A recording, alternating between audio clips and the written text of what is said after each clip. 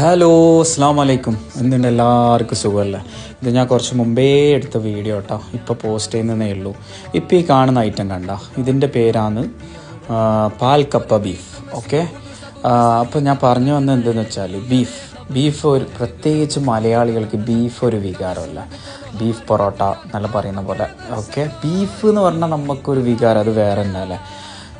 എൻ്റെ മനസ്സിൽ എനിക്കിന്ന്, അല്ലെങ്കിൽ ഇന്നെന്നല്ല, എനി ടൈം എനിക്ക് ബീഫ് കഴിക്കണമെന്ന് തോന്നിയാൽ ഞാൻ ആകെ എൻ്റെ മനസ്സിൽ ഫസ്റ്റ് വരുന്ന ഒരു സ്പോട്ടാണ് കേട്ടോ ഞാനിപ്പോൾ കഴിക്കുന്നുള്ള റെസ്റ്റോറൻറ്റ്. ബീഫ് എന്ന് കേട്ടാൽ ഞാൻ വണ്ടി എടുത്ത് ഒറ്റ വിടലാണ് അവിടത്തേക്ക്. ബാക്കി എന്ത് കഴിക്കണമെങ്കിൽ ഞാൻ പല ചിന്തിക്കും. അവിടെ പോകണം, ഇവിടെ പോകണം, അവിടെ പോയി ക്യൂ നിൽക്കണം, എന്ത് പറയില്ല, അവിടെ പാർക്കിംഗ് കിട്ടണം എന്നൊക്കെ എന്തൊക്കെയോ ചിന്തിച്ചിട്ടായിരിക്കും ഞാൻ ബാക്കി എന്ത് കഴിക്കണമെങ്കിലും ഞാൻ പോകും. പക്ഷെ ബീഫ് കഴിക്കണമെങ്കിൽ ഞാൻ പോകുന്ന ഒറ്റൊരു റെസ്റ്റോറൻറ്റ്, നിങ്ങൾ എടുത്ത ബീഫിൻ്റെ ഐറ്റംസൊക്കെ കഴിക്കണം കേട്ടോ. ബീഫ് തവ, അങ്ങനെ ഒരുപാട് ഐറ്റം ഉണ്ട്. ഇപ്പം ഞാൻ കഴിച്ചത് പാൽക്കപ്പ ബീഫും പിന്നെ ബീഫ് കൊത്തു പൊറോട്ടയും.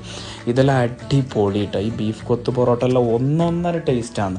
പിന്നെ അവിടുന്ന് ഒരു ചായയും കുടിച്ചിട്ട് ഇറങ്ങി. ഒരുപാട് കോമ്പോസൊക്കെ അവൈലബിൾ ഉണ്ട്. അതെല്ലാം നിങ്ങൾക്ക് റമദാൻ കഴിഞ്ഞിട്ട് അവൈലബിൾ ഉണ്ടാവും.